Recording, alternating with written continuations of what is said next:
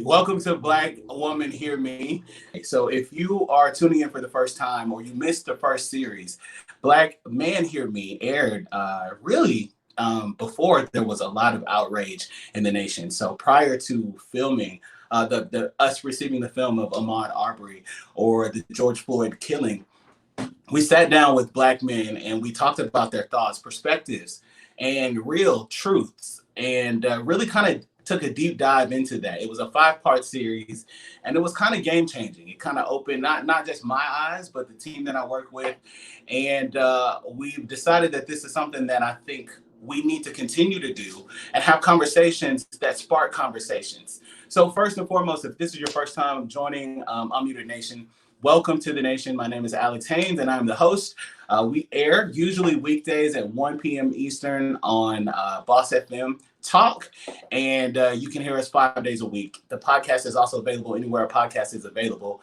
And the goal of Unmuted Nation is really to spark conversations that you take with you and that happen in your church circles, family circles, dinner table. Now we're all virtual. So in your text group, conversations that need to happen and conversations that are important.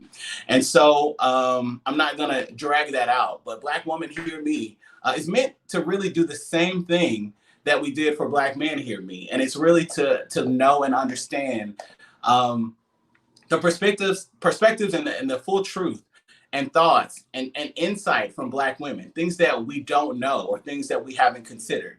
One of the most crucial things that we all must understand is that we're not, as a people, monolithic. And in so many ways, we're forced to think that we are only one way or that we can only do one thing. Black people, the Black vote, and the Black agenda. And as Black people, we are more than that. So without, like I said, dragging that out, we're going to kick this series off, and I'm talking to some really interesting Black women today, and I'm happy to have them with us. The first lady joining me tonight is Courtney Whalen. Hopefully I'm saying that right, Courtney. Yes. Hey, Courtney, how are you? I'm good. Hey, thank you. First of all, thank you for agreeing to do this, because I know we don't put a lot out there, but it's really just, if you heard what I said just in the first bit, it's really just to understand background. And while so many times we're focused we're put into compartments, like we're just one way. The truth is that we all have different experiences that kind of dictate how we grow and how we move forward, and really how we operate in the world. So Absolutely. first, if you don't mind, tell me a little bit just about where are you yourself, like where are you from, and what do you do? Sure. So I am from Memphis, Tennessee, originally. I moved a lot. My dad's a musician, so we kind of lived like an army brat life. So I moved to California, then I went to college in Spelman. From there, I've moved all over the place.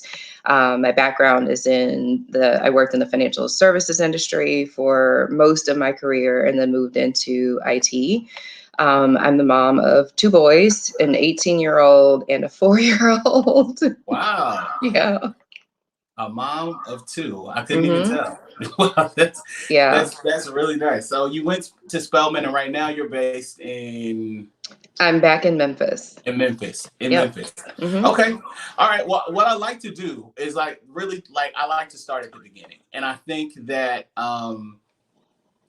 so much about who we are really kind of starts with the background and where we grew up, how we grew up, the home that we come from a religious standpoint, and sometimes even economic and cultural standpoint. All of these things begin there. So if you don't mind sharing just a little bit about your childhood, and what I like to say is this is a free space. So, just kind of talk me through your experience as a Black girl. And the first question I'm going to ask you today is it always throws people off. It threw me off when someone asked me for the first time. Growing up in Memphis, when did you recognize that you were, or have you always known that you were a Black girl? Or did you have a moment in your childhood where you realized that you were actually Black? So Memphis. So I'm from where I was originally born, and I spent. I grew up until I lived there until I was 13. Is a community called Orange Mound, which, if you hear it now, it's synonymous with violence and drugs, and there's nothing good that comes of that association. Interestingly enough, it was the first community in America built by Black people for Black people. Wow. But at any rate, so I grew up in this very poor community. My parents were separated. My dad had married my stepmom, so I lived with my mom and my stepdad. And my mom has 6 kids. We had 6 kids living in a 1 bedroom. But interestingly enough, like, we didn't know that we were poor. Like, we didn't know, that we were lacking anything. Memphis is, it borders Mississippi. And so I think my entire childhood, I always knew that there was something off. Like, there was something different. Like, I don't know that I knew what it was back then. But we had family in Mississippi, so like we would go and visit, and like you just knew that like there were just areas that you didn't go in. Like, as we would be driving through towns, like you just knew, like, don't stop there, like it's not safe to go, and eat at this stop or whatever. Like, it was just kind of like this kind of unspoken thing that just kind of hung over you. So the super interesting thing, though, is that when I was 13, I moved with my father, and we moved overseas. I lived in Paris my freshman year of high school. And then sophomore year, I moved to California. And so I went from living in an all Black community to pretty much an all white community. So I lived in South Pasadena, California, which was about 40% white, 40% Asian, 20% other. And then that other, maybe 5% was Black, but there definitely wasn't much representation. My friends and I called each other, like, back then, this store doesn't even exist anymore, but the United Colors of Benetton, because like we represented every single race. And so it became very, especially after living overseas, it became very just normal for me to just live among white people. Like, it was just, even when I was younger, when I would go visit my dad lived in California. And when I would visit him in the summers, like, he would correct my grammar, and, he would say, like, we don't talk like that or whatever. So then when I went to college, when I moved from California and went to Spelman, I chose it for very different reasons. I didn't even know what an HBCU was. I'd never even heard of the phrase at all. Nobody had ever talked to me about it. Again, I lived in a white community. I was embarrassed. I was embarrassed to tell my friends that I was going to an HBCU, like a historically Black college. I thought that my white friends would think that was me denouncing them. I thought they would think that I was turning my back on them and saying that I don't like white people and I wanted to get away from them. And it's interesting to cope with that now. But back then, like, I was extremely embarrassed about it. And then even when I got to college, like, my Black friends there would make fun of me for having pictures of white people on my wall. So it was just this very weird world that I was navigating, like trying to exist in both sides. Like, I appreciated my white friends. I loved them. I wanted to continue to have them in my life, but I also wanted to embrace, like, for the first time, like, really, like, understanding what it meant to be Black, because in Orange Mountain, I wasn't learning about my culture. I was just living. In the culture. Yeah, you're Right, just living the culture. right. Wow. That's a really, really, really interesting background. And I love to hear, thank you for being so detailed, Hmm. because I think that all of that, like all of those experiences really kind of brought you to where you are today. Hmm. And those, without those experiences, I think you were learning things subconsciously that you wouldn't have learned either way. But I want to backtrack a little bit and just kind of walk through some of those experiences. Hmm. When you moved the first time, um, what was the experience like when you found yourself in a different environment, that things were a little bit different than they were where you were born? The one thing I remember, well, I didn't speak French for starters, so that was odd. But the one thing that I remember telling all of my friends back in the United States was, for the first time in my life, I was just an American. I Hmm. wasn't a Black American. I wasn't an African American. Like, people weren't trying to figure out, like, what's the appropriate term to call me. I was just an American and they hate Americans, period. Right. But it So was the the first first, time that you did get a sense of equality and yeah, just being, you're just hated. leaving the country. I had to leave the country to feel like an American. Wow. Hmm. Wow. I think even right there, I think a lot of people would not know that.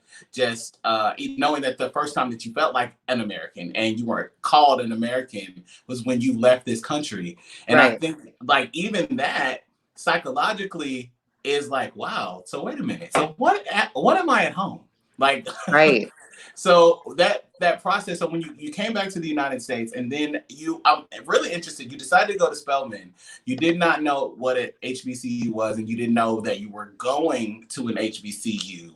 Did you feel that you learned a lot more about yourself Oh yeah, and I guess the culture at Spelman? yeah, my uncles had gone to Morehouse, so it was kind of assumed that I would at least apply to Spelman. So I knew of Spelman, I knew of Morehouse, but I'd never heard the phrase HBCU because, again, by the time I was like actually of an age where you would start to talk about those things, I was living in white America, and so like and in California no less. So like nobody was talking about HBCUs, like it just wasn't a thing in my community.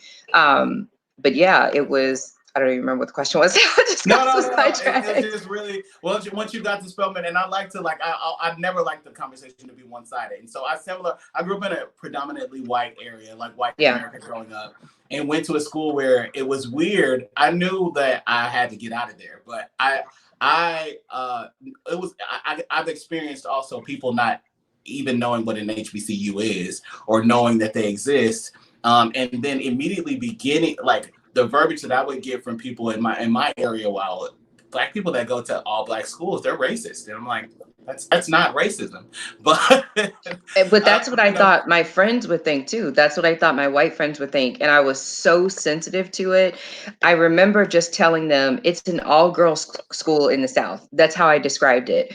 Um, and to this day, like I'm embarrassed to say that I felt that, but I didn't know how to reconcile it. I didn't know how to explain to them that this was something that I needed to do, sure. or just, I mean, everything that I learned from it. I learned so much about myself. I learned so much about my culture, things that I never would have learned otherwise. Like I was exposed to things that, yeah, like I wouldn't have been exposed to had I not gone in that direction. I wouldn't change it for the world. So I'm going to change my line of questioning for just a second. If you had to do things again, um, would you have chose Spelman? Yeah. Oh yeah, for sure. For And sure. I love to hear that. My best friend went to Spelman, and everybody that I know that has gone to Spelman says the same thing. With that, with a question that I always wonder is when you left Spelman and now you have all this life experience, right? You grew up in Memphis, you lived in France, you came back and you went to Spelman, and then you're thrown into the world as an adult. What happens next? So it was weird. Like it was really weird, like trying to again reconcile, like, so I've spent, this time like being completely immersed in my culture and being around my people. I ended up living in Atlanta for 7 years before I moved to Virginia. And That's amazing. Love it. so then, you go back into the world and it's like you have to figure out how to not be too black, um, be proud, but not too proud.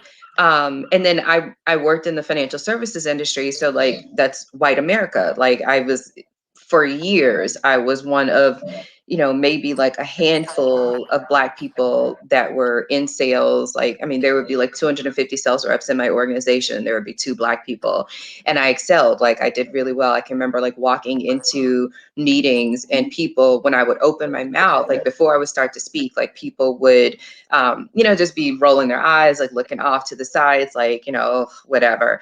And then I would open my mouth and immediately like people would be shocked, like, oh my God, like she's actually incredibly intelligent. I would have meetings where I had been on the on calls with people forever, and they finally did like a WebEx call with me. And so we're in a video, and I would have people say, "Wow, I really thought you were like blonde hair, blue eyed. Like just from talking to you, like I thought that you were you were white, or like I would get, oh my gosh, you speak so well, or what, I would get all of those things. And that's the thing that I think that's the most frustrating, is that people don't understand, is that you really have to pick a side. Like, as a Black person, you have to decide, either I'm going to commit to where I'm from, which is Orange Mound, and I, support it proudly, and I stay there, and I, stay with my people. Or if I really want to survive and thrive, I have to go into white America. I have to learn the things that they know. I have to learn how to speak like them. And so you end up giving up so much of yourself just to be able to survive in this world that they built. Like, I left Spelman, and then I had to abandon that. It's such a deeply rooted issue, and code switching is something that we all have been Yep. party to. It's something, something that we find ourselves doing, not always intentionally, but just something that has happened.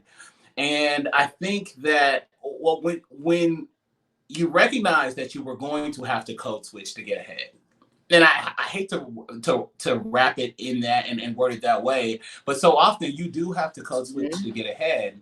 Um, do you feel like that? And, actually, let me rephrase that, because I think there were so many things that were natural to you. The way that you speak was a way that you have always spoken. Mhm.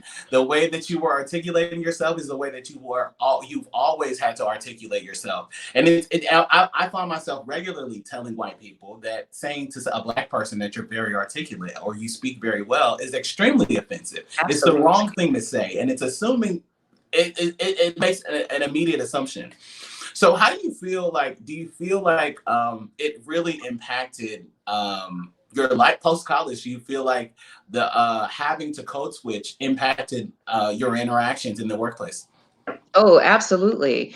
Again, I mean, like, I have natural hair now. I didn't go natural until I left corporate America. Like, I started working from home, and then I decided to grow my hair out because nobody would see it. I would have to be conscious of, wearing tight fitting clothing because I have curves and the whole nine, and it would come off in a completely different way. There's so many things that you have to compromise in order to be able to survive. And again, like, even just going back to the way that I speak, I've always spoken like that. But the reason I've always spoken like that is because my dad knew very early on that if you speak like you're from Orange Mound, nobody's going to respect you. If you answer the phone, this is her, nobody's going to value you. They're going to assume that you're dumb. And so it was, it was what it was. Like, that's the world that we live in, unfortunately. Yeah, I think that as things start to change, and you've entered a period of enlightenment, you started working from home, and things changed a little bit. What things are you not willing to compromise at this point? I think I've definitely entered a more like militant stage of my life where so my best friend in the entire world actually donated a kidney to her brother, is white. And Oh I've wow, known her that's since really really dope. Thank you. I've known her since high school. And I realized that, like, I never shared with her my life experiences. Like, and it didn't occur. And I knew that I was conscious of the fact that I was hiding things from her. But for me, I just didn't feel like dealing with it. I didn't feel like explaining why I wore a scarf. I didn't feel like explaining, why I didn't drive in certain neighborhoods or whatever. And so now, like, we just have such open dialogue about all of it. Like, I've explained to her, what it looks like for me to walk into, I always did, all of my white friends, I've said this to them, and this is kind of like my new thing is, I ask them, like, pay attention to everywhere you go for like 48 hours. Just pay attention to every place that you enter, and make a mental note of how many people of color you see in those places. And I said, now think about what it's like for me to go through life every single day. Like, think about what I have had to go through for my entire life. And I no longer compromise. Like, I'm no longer going to just root myself in these establishments that aren't making an effort to invite other people like me into it. I'm challenging those organizations. I'm challenging my friends, like, do better. Like, when you come to visit me, I make it a point to not take you to all Black establishments. I take you to places that are mixed and diverse so that you feel comfortable. I need you to do the same for me. So I'm just not compromising those things anymore. Like, I'm forcing people to see me. That's the Gotcha. main thing. See me. And I think as we talk about disparity and just how it feels, have you felt economic disparity in roles, or like in the was there a time that you felt like or knew that they're not giving me what I'm worth because I'm a Black woman? Oh, for sure, for sure. Like, I've been passed over in promotions. I've had, specifically, I worked in a role where I was in the financial services industry. I sold, like, I was a wholesaler. I did like retirement planning. And at one point we had a component that was for athletes and entertainers. And I can vividly remember I worked so hard. Like, I am the hardest working person you'll ever know. I worked so hard planning this presentation, planning, like, just getting everything together, like planning my portfolio and everything for this interview. And I remember when I got the position, I was up against like 5 white guys. And I remember whispers about she only got it because she's Black, because they just assumed that they hired me because the client base is Black. So they only hired her because she's Black. She doesn't even know sports. She doesn't even know any of the people and whatever. And the truth is, I worked my butt off for that. And the fact that I don't really follow sports was probably a leg up for me, because I wasn't going to be, on these guys' coattails or anything like that. But I've absolutely felt it. Like I said, I worked in an industry, in an organization that had 250 sales reps, and there were only 2 Black people. And that was consistent. I worked there for 8 years. And then that entire time, like, that number, I mean, it might have gone up to 3. That's it. Like, there was never any push for diversity whatsoever. Wow. So I think people don't know that, right? I think that they hear what they want to hear, and we find ourselves right now, we're in a really tense time in the country, and people are asking people every time. White people are leaning on their Black friends, hoping that their Black friends will, some of them hoping that their Black friends will be gracious with them and understanding with them and walk them through the process, with really a lot of them still don't want to do any work.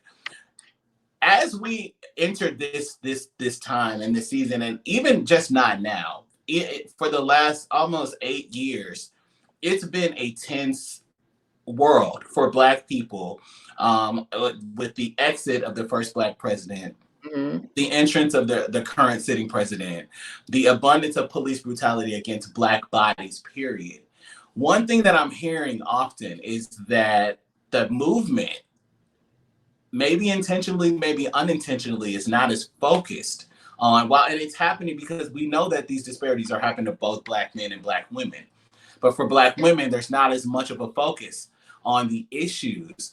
How do you feel, or how have you navigated this space, of not just unrest, but with feeling like you're a part of this movement, that's bringing Black awareness in a time that obviously Blackness, well, for the last 100 years, has been under attack in this country? How do you feel like, or do you feel like the movement includes you?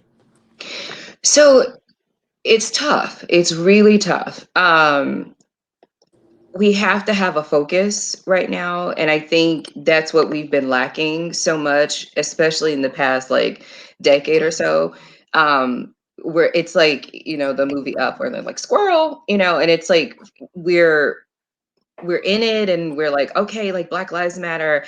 And then something else happens and we get distracted and we go off like on a tangent. I know what you're saying with respect to there being a difference in the focus on men versus women.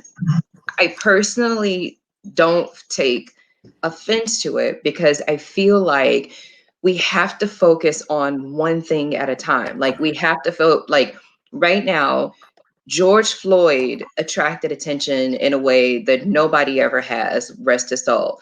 And we have to stay focused on that. Like, Lord knows, like, my heart goes out to the Sandra Bland's and Breonna Taylor's and Tatiana Jefferson. Absolutely. And Yeah, like, I think people instantly assume that it doesn't or that they're forgotten. right, But I love the way that you said that. We have to stay focused. We right. have to be consistent, and we have to be direct and intentional with what the activism and the action that we're requesting.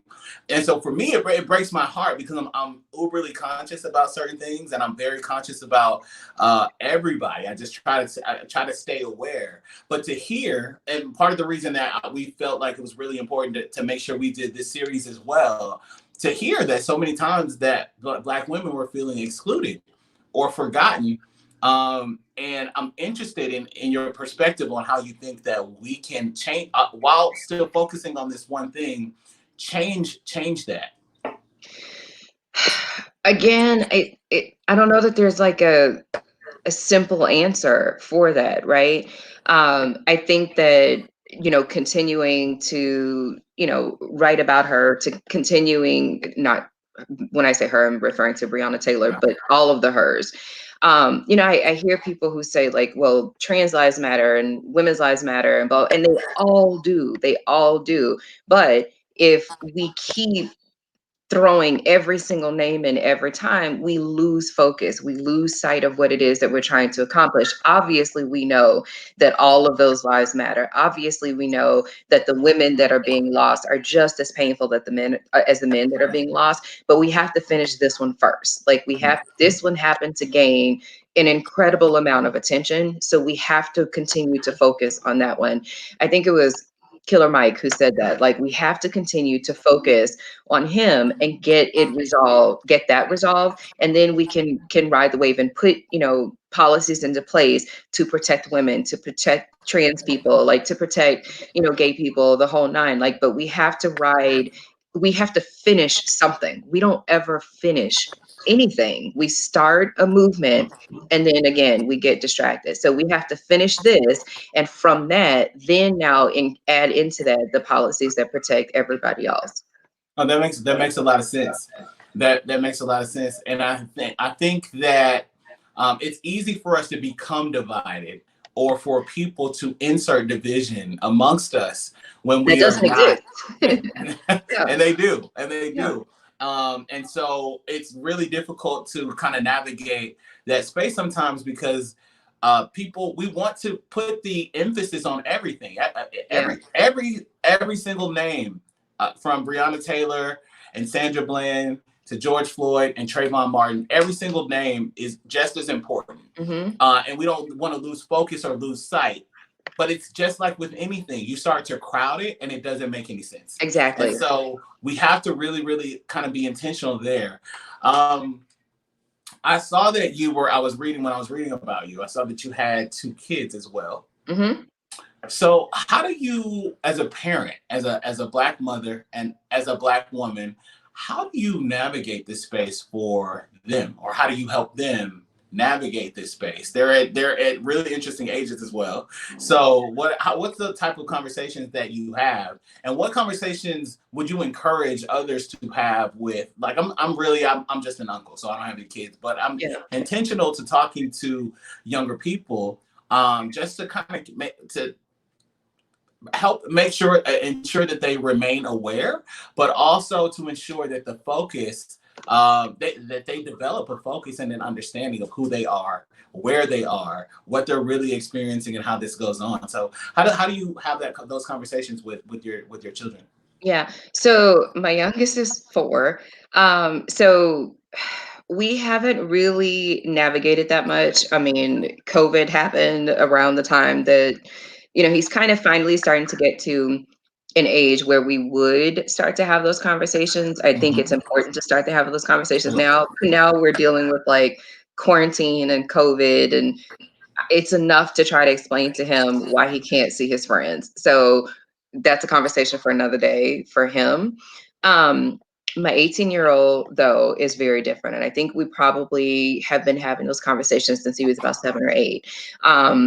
It's interesting too. Like my grandmother I found like in my memories the other day. My grandmother has sent an email to all of her children and grandchildren 4 years ago, and she was talking about, if you get pulled over, which it probably won't be for anything legitimate, like just make sure that you put your hands on your dash, you're not combative, and you just allow them to do whatever they need to do or whatever. And I just remember thinking, like, how tragic is it that my grandmother has to send that? That was in 2016. But my 18-year-old has been pulled over by the police, unwarranted. He was pulled over once driving home from work. It was like 11 o'clock at night. He'd worked an entire shift. Police officer pulls him over. He's terrified because he hasn't done anything. He knows he hasn't done anything. Before the police officer even tells him why he pulled him over, he asks, "Are you on probation or parole?" And my 18-year-old is like, what? Like, this kid like studies like stocks and bonds like for fun. You know what I mean? Not that it should matter. So he's extremely nervous. He reaches for the glove box and his hands are shaking because he's so scared. And the police officer's like, "Why are you shaking?" And he tells him to put his hands on the steering wheel. He calls for backup. 3 cars come. He ultimately gets, no ticket, no citation whatsoever because he hadn't committed any sort of crimes whatsoever. So he knows that this is real. He knows, and that isn't the first or the last example of that happening to him. So we just have constant conversations of like, my son is somebody who like, he just wants justice and like, he wants to like explain his point. And so I have to explain to him, you can't explain yourself to a police officer. And that's disgusting. It's so disgusting that I have to tell my son that you have to just be quiet. You have to just be compliant.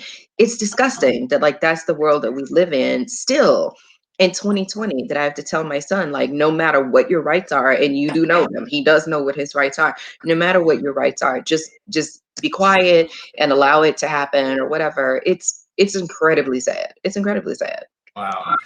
I hate to hear that story, and I'm happy that he's safe, and I'm sorry it happened. It happens every single day, and it's the story of people that carry this skin, and it's so hard to have those conversations with people that have never lived it. They won't live it. They can't understand it, and they refuse to understand it. And it's really time. Really, we just it's important for us to teach history to our kids so that they understand how it's happening, why it's happening. And I understand his passion. I'm the same way. You're gonna I'm gonna get my point across, Right. but it's just not a safe thing to do. Yeah. I think it jars me when I hear that. It just frustrates me.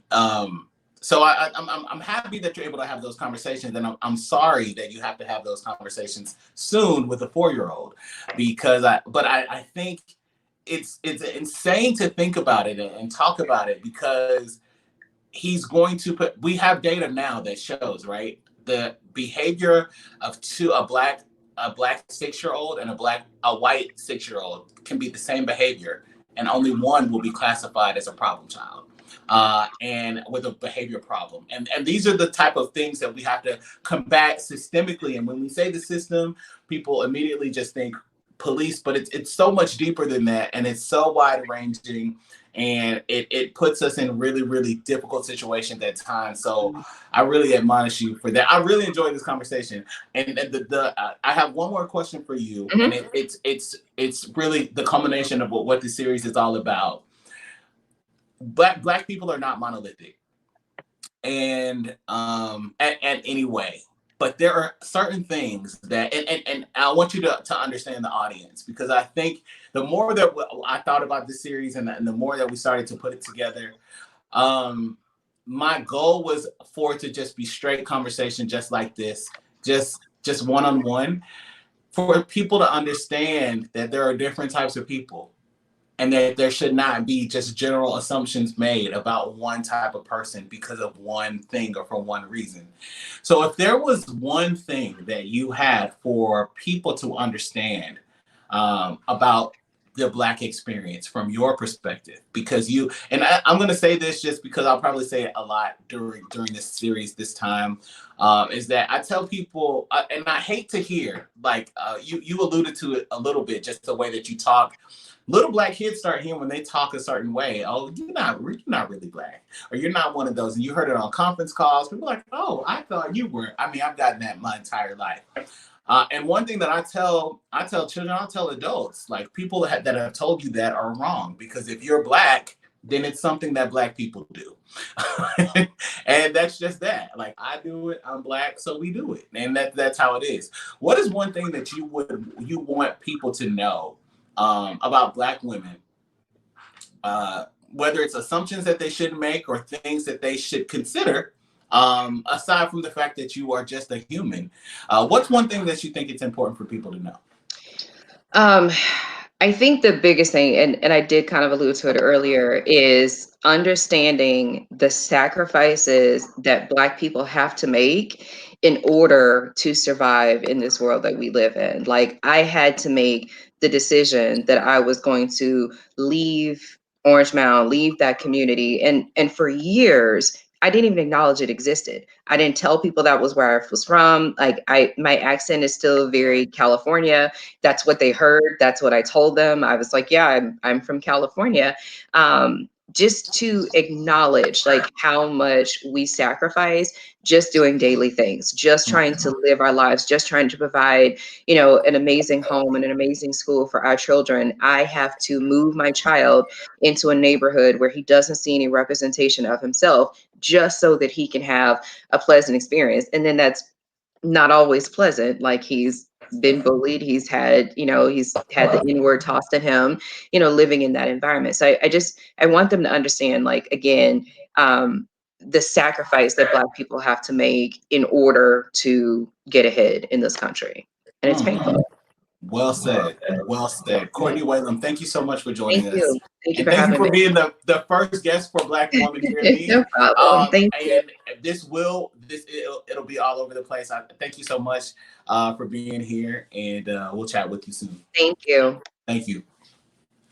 Okay, so you see what's going on here, right? Courtney's here. She's telling her truth. And that's what this series is all about. So if you know people that need to hear the stories of Black women, or people that need to hear from Black women, or if you're a Black woman and you want to hear from other Black women, invite them to watch this. It will re-air, but it's important that we have this conversation. We'll be having it for the rest of the week. And I want you to become a part of this. So use the hashtag BWHM. I think that's right. BWHM. There we go. And tweet with us and join into this conversation. We have some additional women joining us, and I'm really excited to kind of jump into the conversations with them as well. I've got Ebony Durham, who's here with us, and Ebony, welcome to Unmuted Nation. Hi, thanks for having me. How are you? Good. How are you? I'm doing well. So, Ebony, tell me a little bit about where you're from. And if you want, I don't know if you caught any of Courtney, but if you want to just tell me a little bit. Okay. Yeah, just tell me a little bit about where you're from, and where you grew up and what you do, and we'll take it from there. All right. So I'm born and raised in Sacramento, California. After that, I went to college at Alabama State University, which is in Montgomery, Alabama. After that, came back home. Well, not necessarily home, but Southern California. I went to Cal State Dominguez Hills in Carson, and I'm currently living in Long Beach. My background is in education, social sciences area, and I'm also a music journalist. I do freelancing, music and culture writing. Amazing. Somebody I should know. Yes, I see on your Instagram, the Instagram bio says hip hop radio. I was like, oh, okay. Cool. Yeah. So Unmuted Nation is a part of a larger network, Boss FM. We're on the talk channel or station, but there's tons of stuff going on. So we'll get your information. But thank you so much for being here, and thank you for jumping into this series. And it's really about truth, right? I think we did it first with Black men, and I wanted to do it there simply because there's not a space that I have seen, and I've been doing this for like 16 years now, which is crazy, but kind of blows my mind. But I've never seen a space where Black men could come and share their perspective and their thought and their truth and their honesty and their feelings, and without judgment, without a filter, without somebody stopping them. And I felt like it would be unjust not to allow Black women that same space. And so, and it has nothing to do with what's going on, but we don't do this. We don't talk enough. We don't talk to each other enough, and we also don't hear. And so, you're in Long Beach now? I am in Long Beach. Nice. Okay. So aside from the weather being great, California frightens me just because there could be an earthquake at any time, and that's just Yes, it's I not love that California. scary as people think, but yeah. Yeah, I love California, but I don't know. I going to sleep knowing that there could possibly be an earthquake. That's it's not gonna work for me. All right. So walk me through your childhood, like when you grew up, and I'll ask you the same question because it's always a different answer for people. When did you know that you were in fact a Black woman or a Black girl? um, I knew that at a very young age. Surprisingly, I think people would be surprised since I was born and raised in California. But I knew that at a very young age because my parents were very pro-Black, I guess you could say. So they taught us young about like, the color of our skin and everything. So I grew up in South Sacramento, which is, I guess, it's middle class, but there's some parts that's like very much the hood. So I grew up there, and I have two brothers. I have an older brother, which we're a year apart, and we're very close. I have a younger brother, same dad, different mom. We used to be close, but not so much anymore. But growing up, we were all close because we were younger, and like our parents always made us hang out. Um, in high school, we moved more to like a suburban area. So I went to high school with all different kinds of people, a lot of Mexicans, a lot of Pacific Islanders, a lot of Asians, a lot of Indians, Samoans, and white people. So I think there I actually got a better sense of, well, okay. So I think I got a better sense of who I am because I just seen so many different people. So it kind of forced me to take a moment to realize who I am as a person or as a Black person. Because growing up in middle school, it was all Black people. So we was just cool with each other. We didn't think about race because you see me as Black, I see you as Black. It's nothing. Um, so yeah, after high school, went to Alabama State, right? So that was the best experience of my life. That'll do it, right? You end Yes. up you go from California to Alabama State, and Yeah. I'm from I grew up in I guess I'm from the South, so I got Okay. a lot of Southern in me, and yeah, we're a different breed, so that's Very amazing. different. Yeah. Very different. But When we I are first got, also we're very yeah, yeah, yeah. embracing. So you go to Alabama State, and you have probably the blackest experience of your life. Yeah. So when I first got there, I actually hated it because it was just such a culture shock. The weather was different. It was like sticky. People talk different. The music was different. Everything was different. But as you get involved on campus, and just start meeting people, it's not as bad as it Yeah, is. you're like But this is not the end of the world, but yeah, it's it's not. definitely Alabama is not California by any Yeah, means. Okay. yeah. So So did you stay in Alabama after you left Alabama State?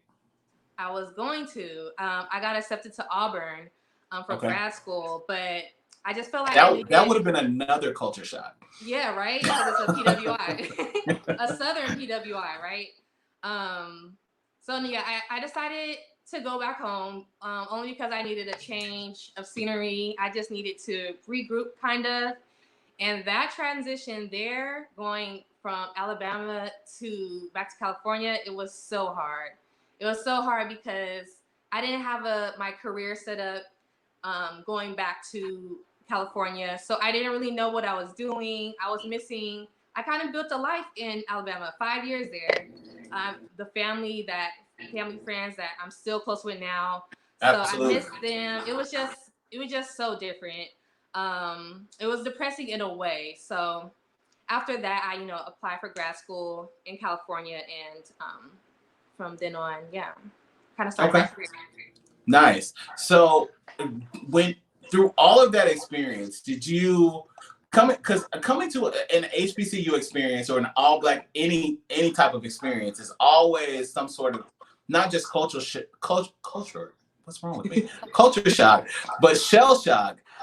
And so when that happens, what were your thoughts initially? Like, did you feel like you were out of place, or did you just not you weren't really judging with it because you felt like you were different? I feel like I was out of place, but I kind of embraced it because people kind of put up people from California to a higher pedestal. So I was like, oh, okay, y'all think I'm this person, so I'm this person. But at the same time, it was weird because some people thought I was super rich. Definitely wasn't. Some people thought I see celebrities every day. Like, no, that doesn't happen. So all the stereotypical things that Southern people might think of Californians, that's what I got. But I also accepted the warm embrace because a lot of people just wanted to be by me and be friends with me just because of the fact I was from California. I was like, okay, I'm regular just like y'all, but Right. whatever y'all see, yeah. Got you. So I think experiences always are different, right? And Yeah. I can imagine. I know a lot of Alabamans, Bamians, however you say that, Alabama. Alabama, and I can imagine that the thinking was different. When you come back to California and you don't have everything together, but you've had this really, I'm gonna call it a black ass experience. So you're back in California. One thing that I hear from I have West Coast friends, and the first time that they came to Atlanta, first of all, they were like, Atlanta was way different, and then they went into like different parts of Georgia, and they're like, wait a minute, the black people are over there. The white Yeah. people are over there, and they're like, it's not like this where I'm from. It's not like this in California, and it's kind of different. So when you went back to California, what was that experience like? Um, the experience was different because I kind of picked up on this Alabama's little Southern slang. I said y'all, I said yes ma'am, no ma'am, and we don't say that in California. So it was different, just all the mannerisms that I picked up. Um, the food, I guess, just all the typical things that you kind of bring with you to Things you another learn to state. love that you probably Yeah, shouldn't eat. yeah, yes, definitely. And I also a good thing about moving back to California is that our alumni chapters are here. So you feel connected because there's people from the same school or a different HBCU there. And I'm Greek as well, so just meeting different Greek people, even though they're from California, it was also just very felt like home. Okay. Home is in Alabama home. Okay. What do you think? Do you think that Alabama excluded? Do you think that in your day to day, because California is like I live in New York City, and it's Okay. totally different than the South. So even like I said, y'all is part of my vocabulary, but I find myself saying like, "Am I talking wrong?" Like, because it comes out here, and people look at like, what? Yeah. But do you feel like perceptively people are different, or did you ever feel, I guess, mistreated because of the fact that you were a black woman, not just during your time in Alabama, because I imagine while you were there, you may have spent some time off of the campus and just around in the other places. Did you ever feel like they were looking at you like, wow, like what are you doing here, or why are you here? Did you ever have those experiences, or have you had those type of experiences being from California? Because one of the wrong assumptions that people make, and I think a lot of people are seeing now especially within the racial tension that's going on right now, and then we find out these things happening in California, people are like, California, they painted over Black Lives Matter in California, and Mm-hmm. it's like people think that it just doesn't exist in certain places. Walk Mm-hmm. me through like what your experience with that has been. Yeah.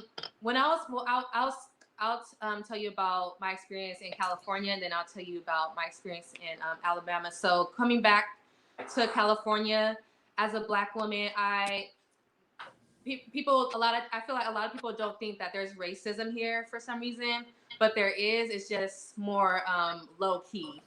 And out here, you know, I'm in LA, like the city, and then I'm also like in Hollywood and stuff. And that's where I get the most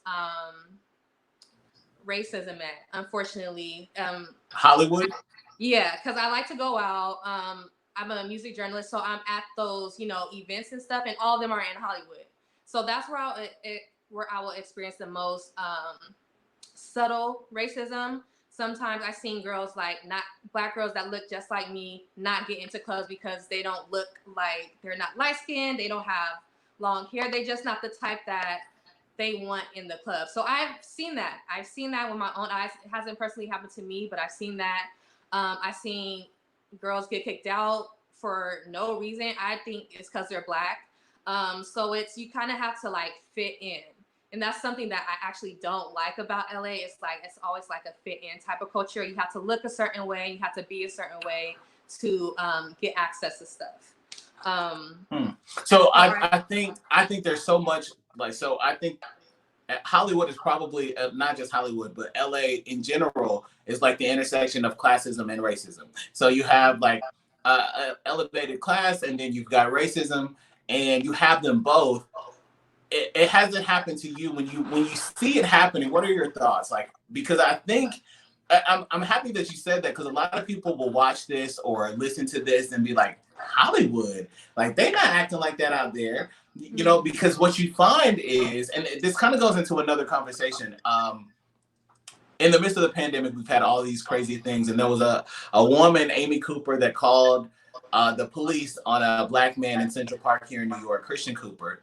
Um, he just wanted her to put her dog on a leash, and she threatened his life with a phone call from the police. But the first thing that she said was, I'm a Democrat, I voted for Hillary Clinton, I'm a liberal. And that same type of thinking is what people attribute to people from California. But then you experience this. So what kind of goes through your head when these things start to happen?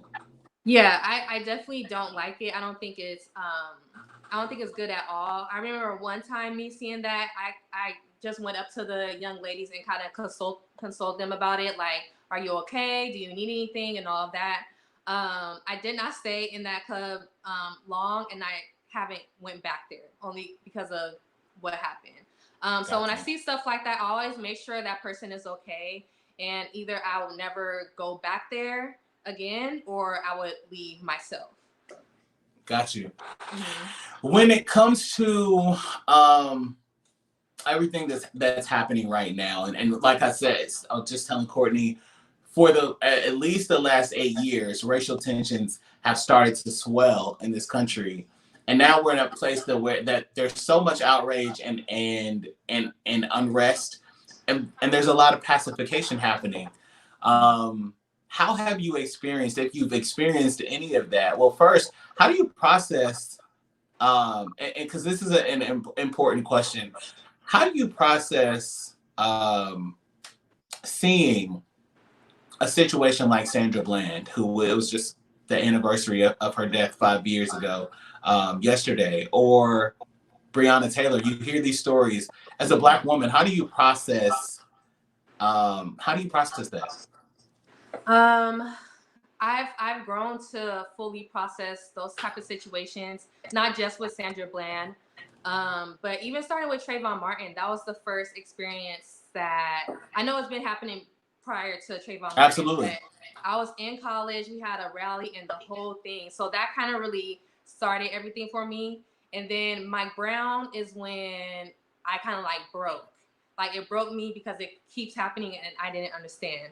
And then after that, other innocent Black men got killed. So now how I cope with, I think that's what you asked, how I cope with Yep. those things.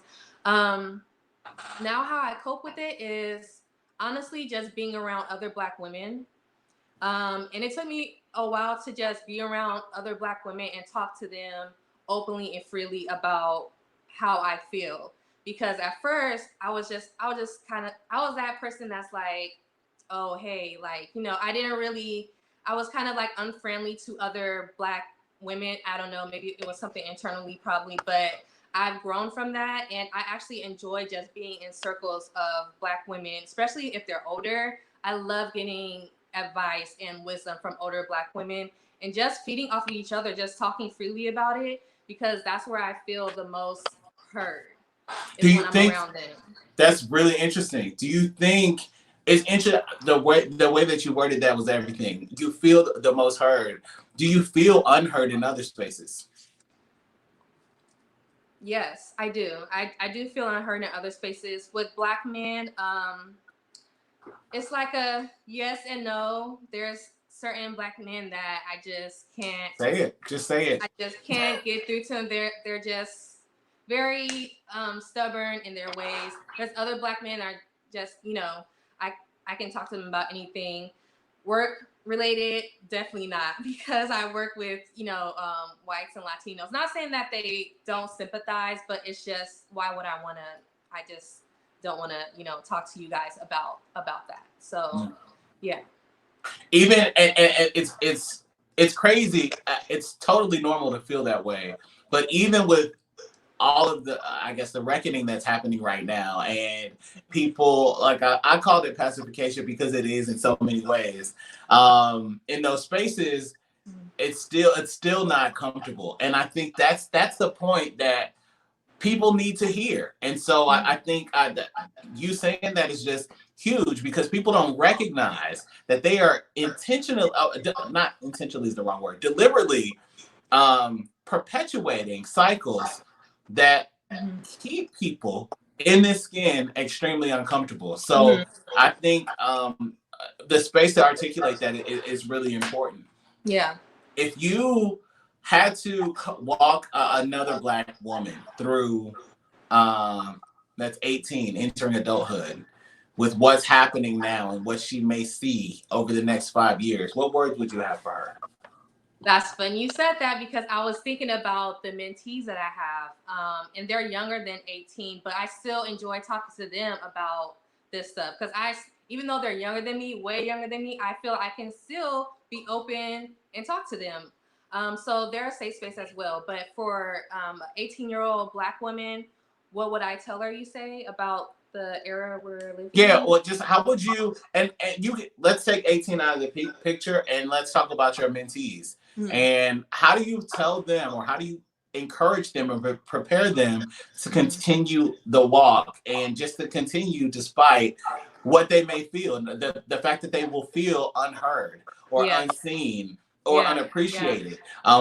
What advice or encouragement would you have for them? I'm so glad you asked that, because I've been in that situation before with my younger kids. But I would just, like I've said, told them before, I would give them a lot of positive encouragement, because that's what they need.